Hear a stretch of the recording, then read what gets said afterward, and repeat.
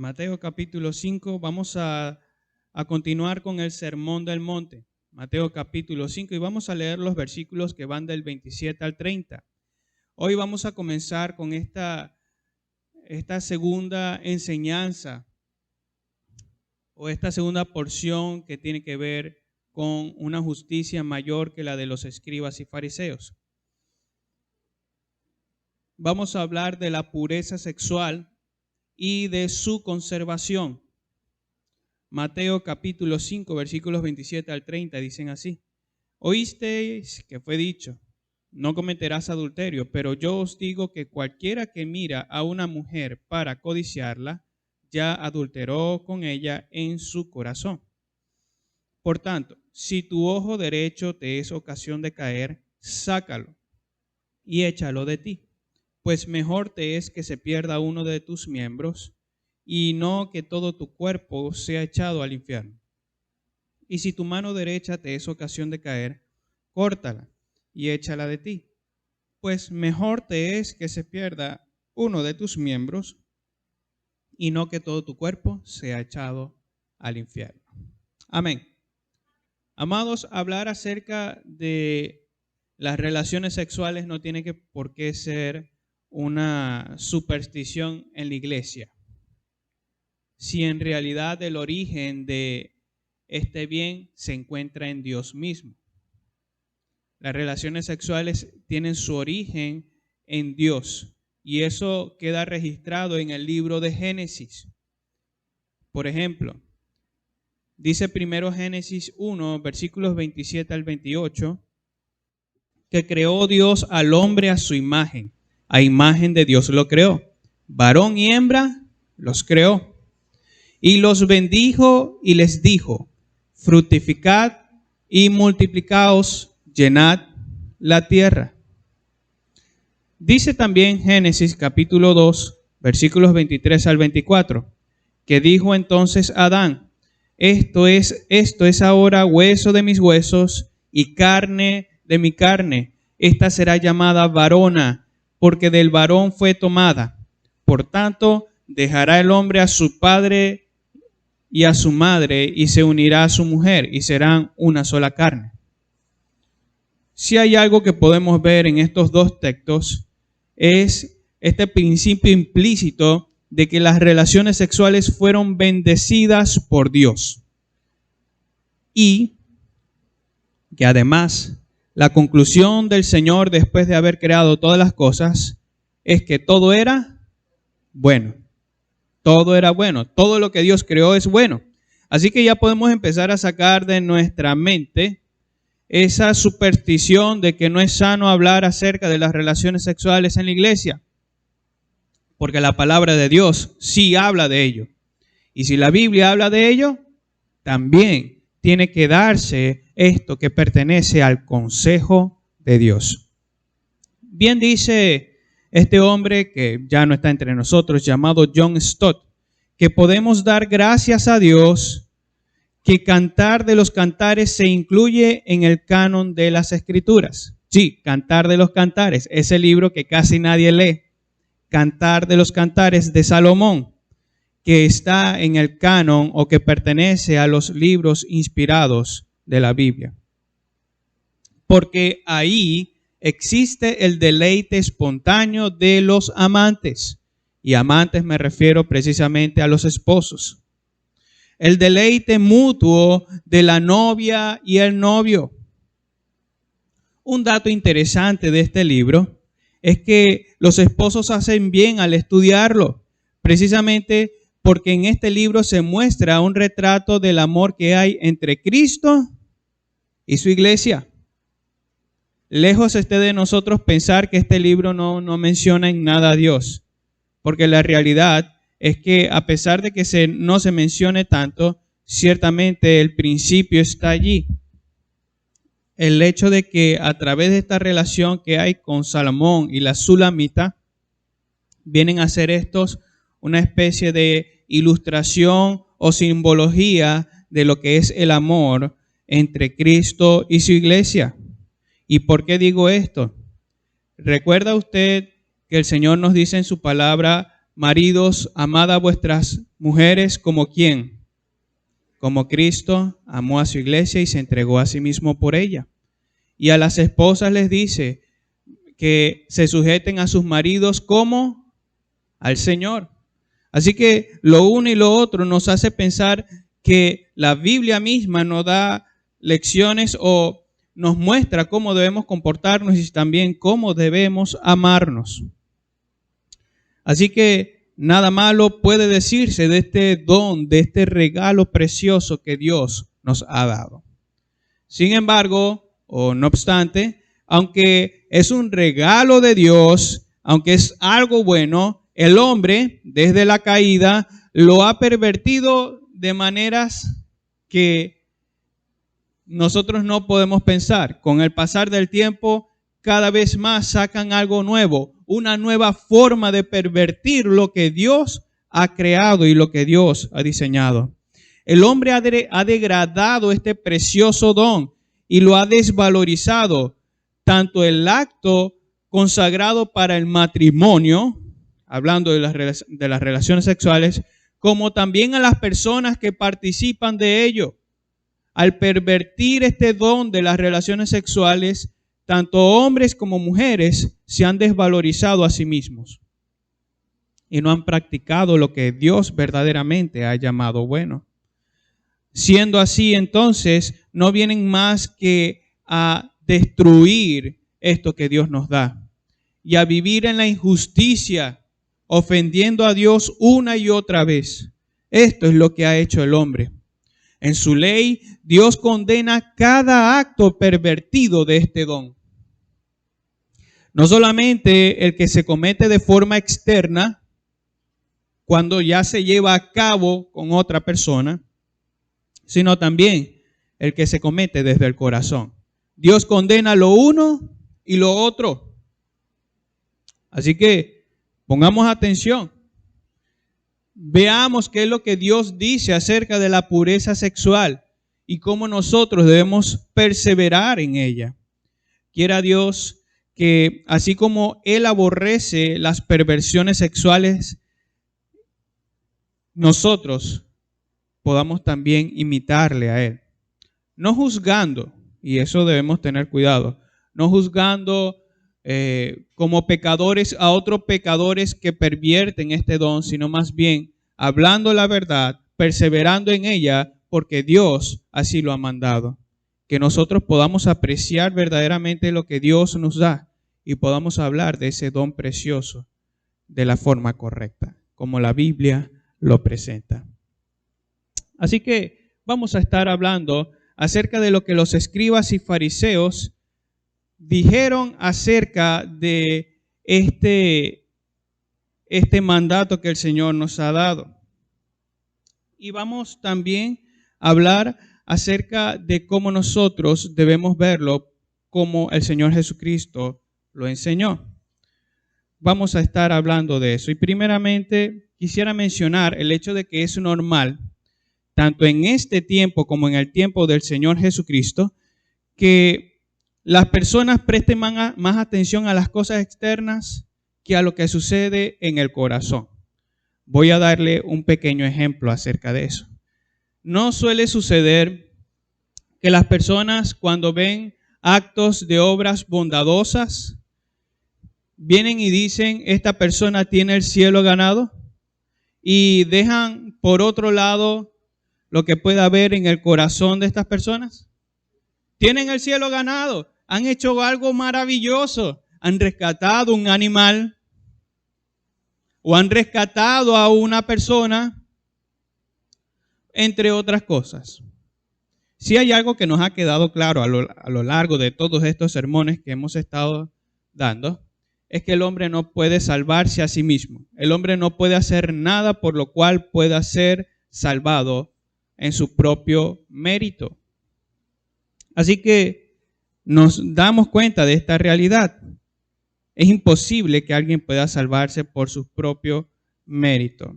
Ahora, cuando hablamos acerca de eso, vale la pena que nosotros también veamos algunas cosas respecto de lo que las personas ven y lo que no ven.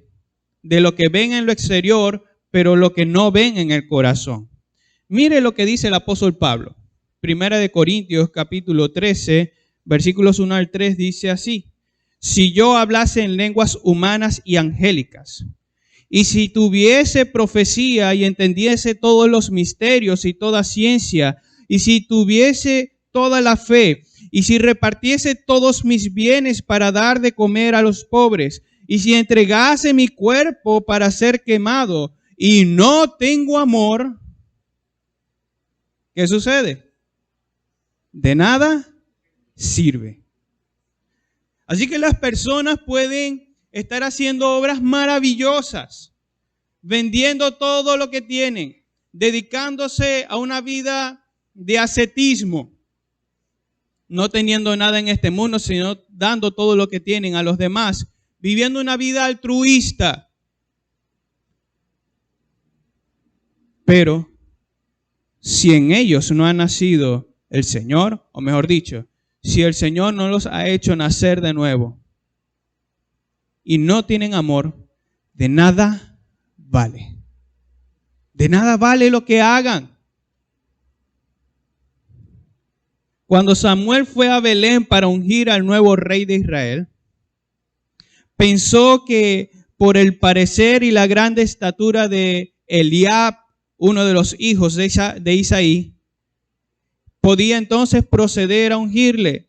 Pero ¿qué le dijo Dios? Dios le dijo a Samuel lo siguiente, allá en su primer libro, capítulo 16, versículo 7. No mires a su parecer.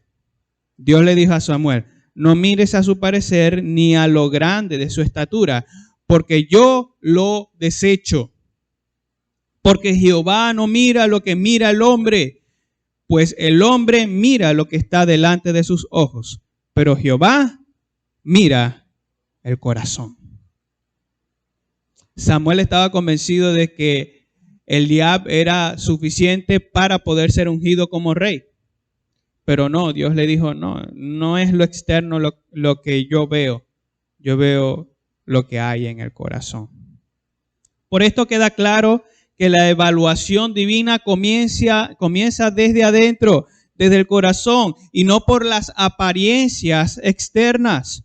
Allí comienza la evaluación de Dios. Y esto es clave, queridos hermanos, para poder entender gran parte del sermón que el Señor nos da aquí, en esta segunda enseñanza que vemos en esta serie de oísteis que fue dicho, pero yo os digo. Y esto es lo que Jesucristo continúa abordando como la segunda implicación de vivir con una justicia mayor que la de los escribas y fariseos.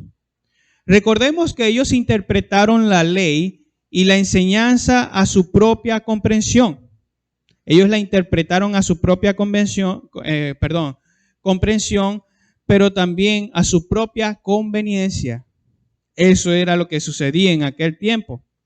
Y el tema que trata ahora el Señor Jesucristo tiene que ver con lo que los escribas y fariseos enseñaban respecto del adulterio o de la pureza sexual. Dense cuenta que Jesucristo va mandamiento por mandamiento. El primero o el sexto, mejor dicho, fue no matarás. Y es lo que vimos en los versículos que preceden. Ahora el Señor Jesucristo pasa al séptimo mandamiento, que es no cometerás adulterio. Lo que es interesante aquí es que Cristo ciertamente señala una de las enseñanzas de estos hombres, escribas y fariseos. Pero tal enseñanza, y esto es curioso, es igual al mandato de Éxodo 20:14. Es decir, no cometerás adulterio. ¿Oíste que fue dicho? No cometerás adulterio. Es lo mismo lo que dicen allí los escribas y fariseos. Así que alguien podría preguntar, ¿será que el Señor Jesucristo se equivocó? Eso es, por supuesto, una pregunta retórica. Jesucristo no se equivocó. ¿Cómo tal enseñanza, pues, puede estar mal si está como la ley de Moisés lo enseña? ¿Cómo es que lo que escribas y fariseos enseñaron estuvo mal si es muy parecido o literalmente igual a lo que la ley de Moisés dice? Bueno, la respuesta es sencilla. Y es que cuando ellos decían no cometerás adulterio, se limitaban solamente a el aspecto externo del mandato.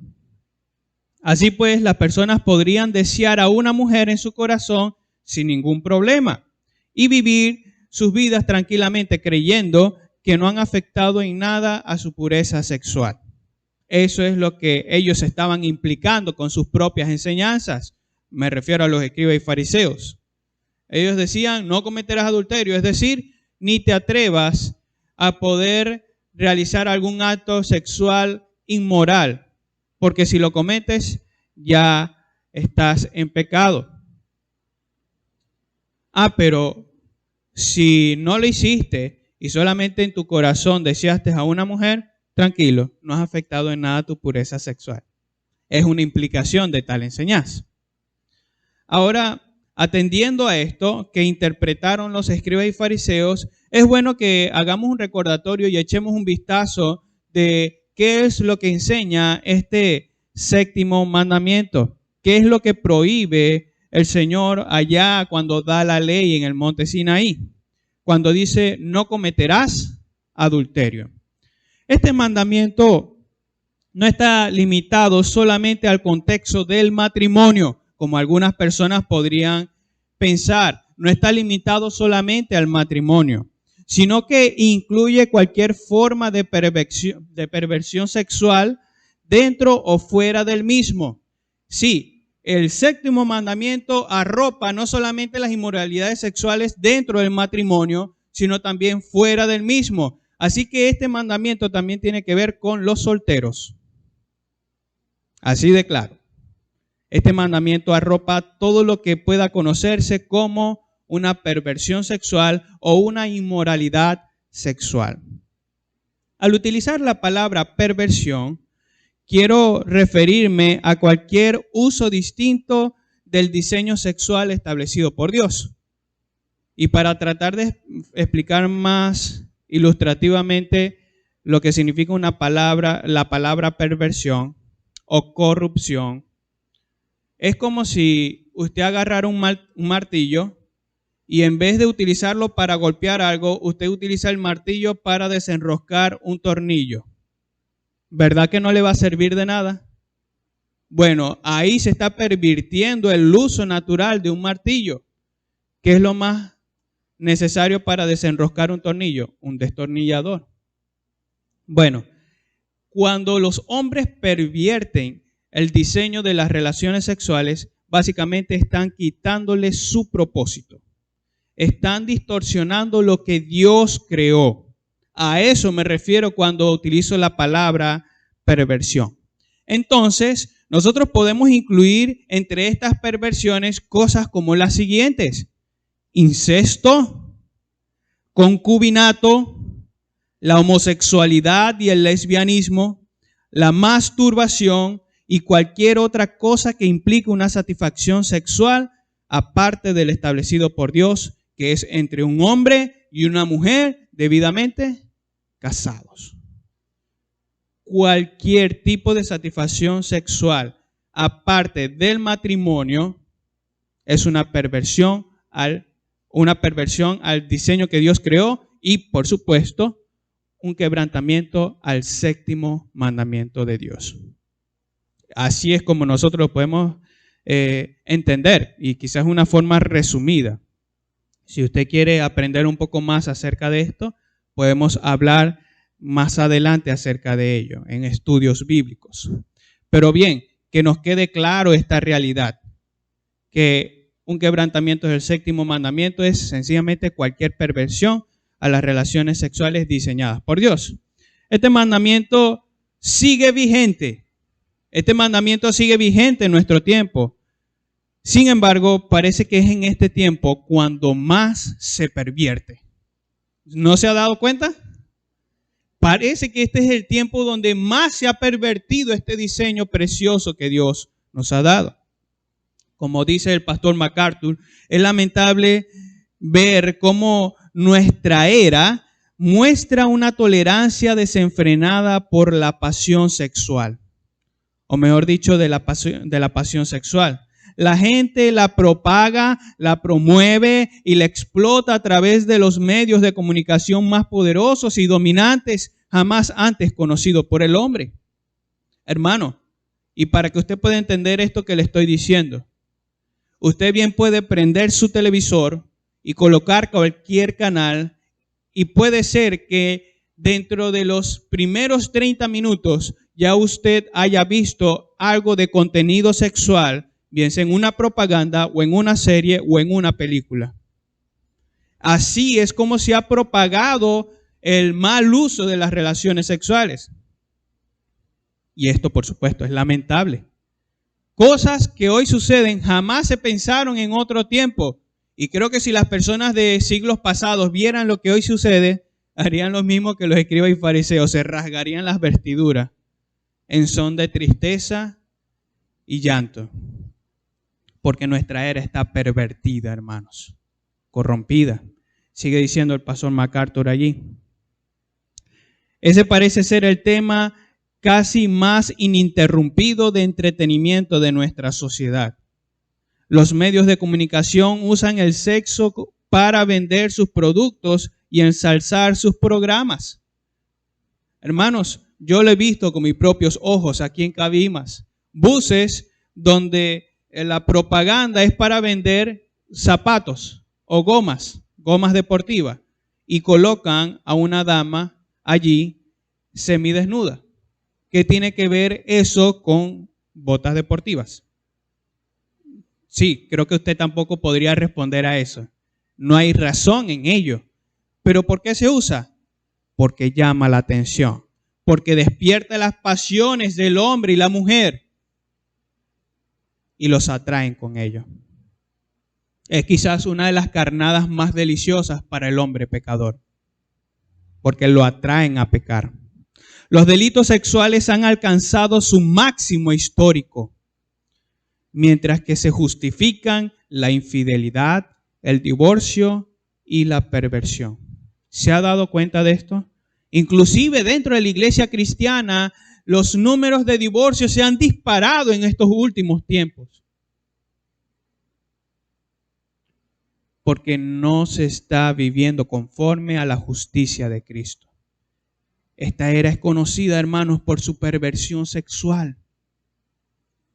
El matrimonio, la fidelidad sexual y la pureza moral son menospreciados, son ridiculizados y provocan risa.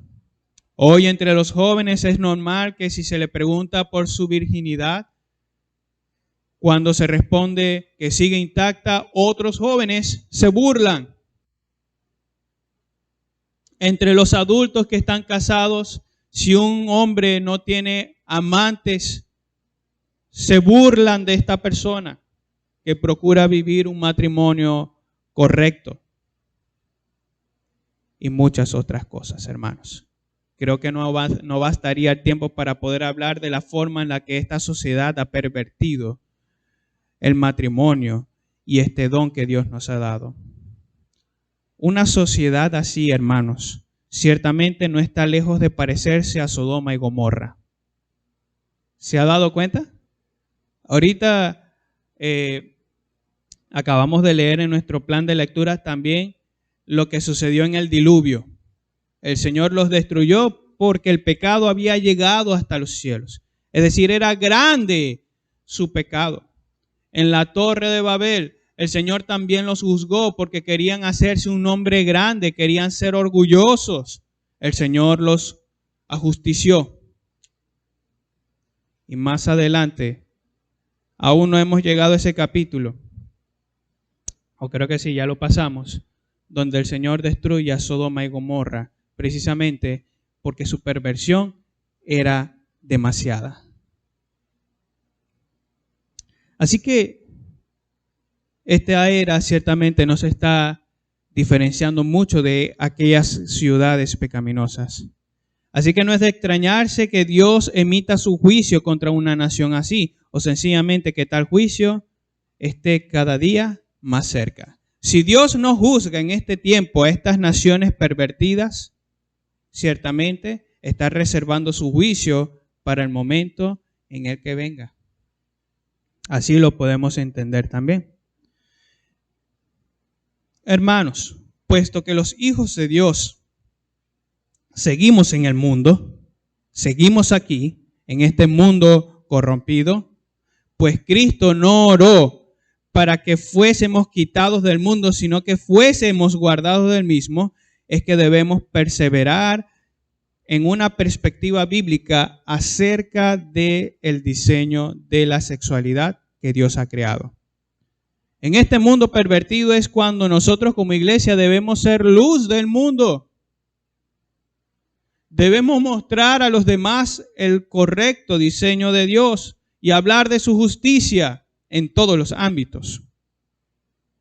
Para ello debemos limpiarnos cada día de la basura que el mundo nos presenta y recordarnos cada vez más la enseñanza que Cristo, nuestro Señor, nos da acerca de la verdadera ley y la pureza sexual. Así debemos entonces actuar, limpiándonos cada día de las impurezas que este mundo nos presenta y procurando vivir en la justicia de Cristo. Ahora bien, no es cierto, y escucha esto con atención, no es cierto que por no cometer adulterio externamente se conserva la pureza sexual y se guarda el séptimo mandamiento. Esa era la enseñanza de los escribas y fariseos. Cristo Jesús corrige tal enseñanza de ellos al contrastarla diciendo lo que encontramos en el versículo 28.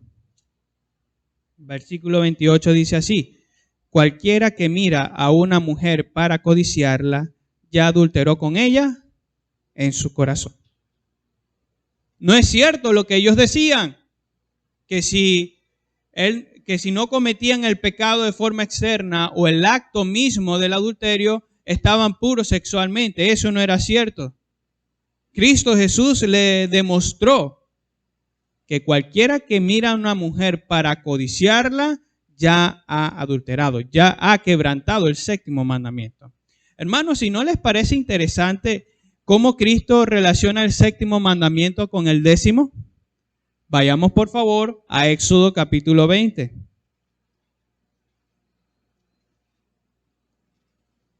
Miremos lo que dice el versículo 14 y después en adelante.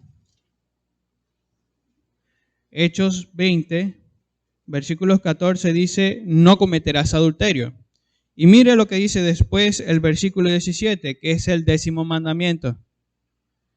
No codiciarás la casa de tu prójimo. No codiciarás ¿a quién? La mujer de tu prójimo.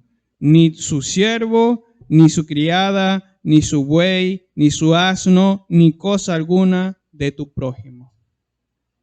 Cristo está combinando allí el séptimo mandamiento y el décimo mandamiento. Así que por ello quedó demostrado que Dios no solamente atiende a lo externo, sino también a lo interno, lo que hay en el corazón.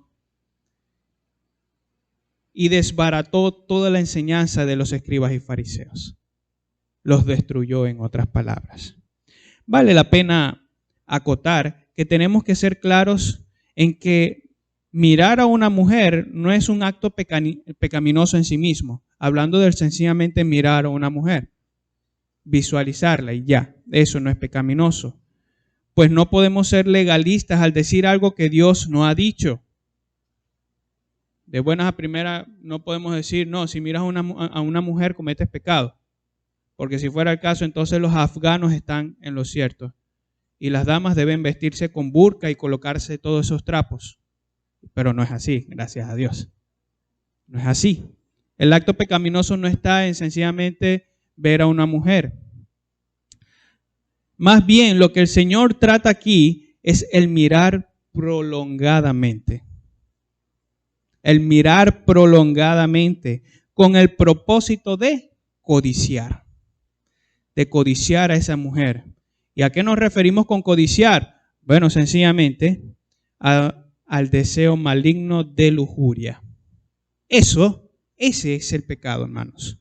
Mirar prolongadamente para codiciar, implicando ello el deseo de lujuria. Eso es lo que el Señor condena ahí en su ley.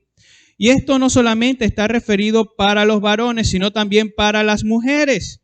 Lo que es cierto para los caballeros es también cierto para las damas. De manera que si usted mira prolongadamente a un caballero, querida hermana, Si usted mira prolongadamente a un caballero para codiciarlo en su corazón con lujuria, también ha pecado.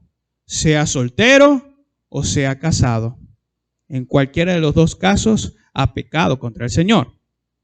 Otra cuestión que también hemos de acotar es que algunos piensan que esto no se refiere a los solteros, sino solamente a los casados, pues dirían algunos de ellos que el adulterio solo se comete cuando alguien está casado. Cuando alguien está casado. Ahora bien, podemos afirmar en forma de pregunta a tal pretensión de estas personas que dicen eso. No queda implícito en las palabras del Señor Jesús que codiciar lujuriosamente en el corazón a alguien con quien se está casado o con quien no se está casado, mejor dicho, es un acto igual de pecaminoso que el adulterio. Eso es lo que dice Cristo aquí. Cristo no está poniendo de manifiesto, bueno, si está casada, entonces es adulterio. Si no está casado, no es adulterio. No, Él sencillamente dice que si deseas en tu corazón codiciosamente o lujuriosamente a una persona que no es tu pareja, ya has pecado contra el Señor. Dice Cristo, ya has cometido adulterio, si ese es el caso. Ahora bien, vale la pena preguntar, ¿cómo es que en esta era suele cometerse tal pecado? ¿Cómo es que en este tiempo se comete este pecado? Ciertamente igual que en el tiempo del Señor Jesucristo, pero también podemos presentar algunos otros ejemplos. El Señor Jesús aquí está hablando del hombre que ve una película pornográfica y viceversa, que selecciona un programa de televisión conocido por su orientación sexual, que va a una playa conocida por sus trajes de baño muy cortos, o que hace cualquier cosa con la expectativa y el deseo de excitarse de manera sexual y pecaminosa. Es a eso a lo que se refiere el Señor también, si tuviéramos que contextualizarlo a nuestro tiempo. Mire, hermano, si usted sencillamente, hermano o hermana, si usted se levanta a colocar en el televisor un canal que ya usted sabe que tiene algo de contenido sexual ilícito o que Dios condena, porque sencillamente quiere alimentar ese deseo en su corazón, ya usted está pecando. Así. O sencillamente querer ir a una playa, y me gusta cómo este hermano coloca ese ejemplo. Si tú quieres ir a una playa porque allá las personas se visten con trajes de baños cortos, allí estás alimentando contenido sexual para tu corazón pecador. Es por eso que debemos tener cuidado. Arthur Pink añadiría que si la mirada lujuriosa es un pecado tan grave, entonces quienes se visten y exhiben con el deseo de que las miren y las codicien no son menos culpables, sino tal vez más. Quienes se visten con el deseo o la pretensión de querer provocar a los demás, quizás vienen a ser más culpables de este acto pecaminoso. En este asunto no solo es muy frecuente el caso de hombres que pecan, sino también de mujeres que los tientan a hacerlo. Qué grande debe ser la culpa de la gran mayoría de señoritas modernas que de modo deliberado tratan de despertar pasiones sexuales en los hombres jóvenes. ¿Y cuán mayor? Y esto escúchenlo con atención, hermano, porque cuando lo leí, dije en mi corazón que cierto es esto. Y cuánta necesidad hay de que los padres despierten. Y cuán mayor es incluso la culpa de la mayoría de las madres que permiten que sus hijas se vistan de manera provocadora. Obviamente, no solamente las madres, sino también los padres. Que les da igual cómo se vistan sus hijas y salgan a la calle. Si quieres usar algo corto, hazlo, no importa. Esa es la moda. No, hermanos, el Señor nos va a pedir cuenta de eso a los que son padres. Tengan cuidado. Si Arthur Pink estuviera en este momento de decadencia social, creo que lloraría al ver todo lo que está sucediendo. Por cierto, él fue un predicador bautista que habló de esto tanto en el siglo XIX como en el siglo XX. Y si ya en aquel tiempo se daban estas cuestiones, mire cuánto esto se ha corrompido todavía más. El punto preocupante de todo este asunto, hermanos, que Cristo está apuntando es sencillamente lo que sucede en el corazón. Esta es la enseñanza principal que podemos ver en las palabras de Cristo, lo que está sucediendo en el corazón. Si bien alguien se llena de orgullo al decir que nunca ha cometido un pecado contra su integridad sexual, bien nosotros podemos asomar a la conversación las mismas palabras del Señor Jesucristo allá en Mateo capítulo 15, versículos 19 y 20, y decirle: porque del corazón salen los malos pensamientos, los homicidios, los adulterios, las fornicaciones, los hurtos, los falsos testimonios, las blasfemias. Estas cosas son las que contaminan al hombre. No solamente el pecado externo, sino mayormente lo que hay aquí. Eso es lo que contamina. Así pues, nuestra conciencia puede acusarnos de cómo una y otra vez pecamos en contra del Señor al quebrantar este mandamiento. Y aquí me refiero a todos nosotros, mis hermanos. Cristo desenmascaró a los escribas y fariseos, como también a cada persona que en esta actualidad, o que en la actualidad, mejor dicho, escucha la enseñanza de Cristo acerca del adulterio.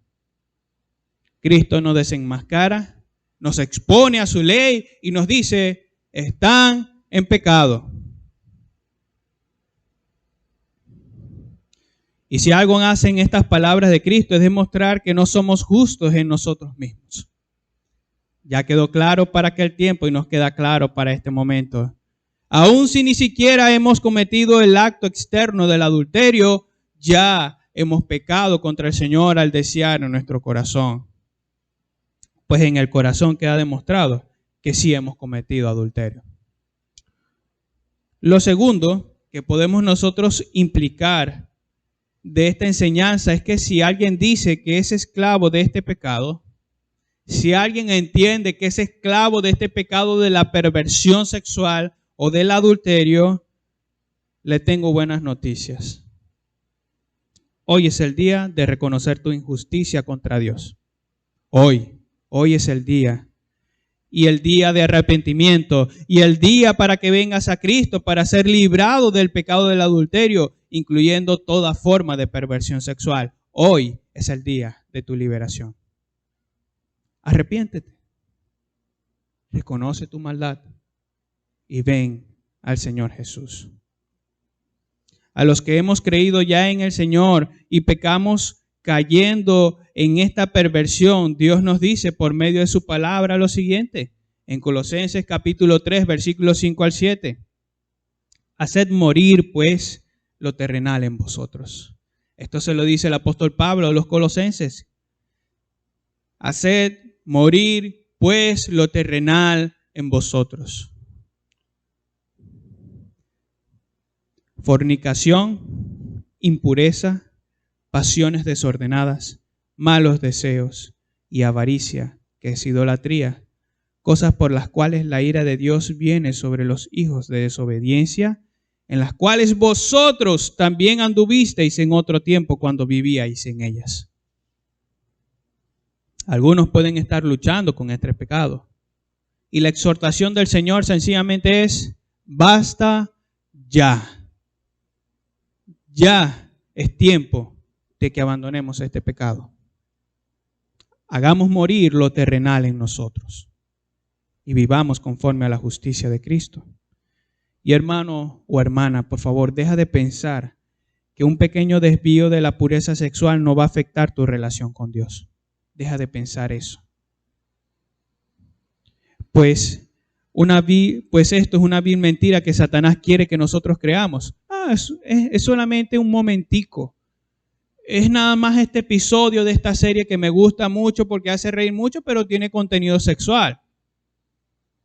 Eso es nada más un corto tiempo. O esta película, ya basta de ello.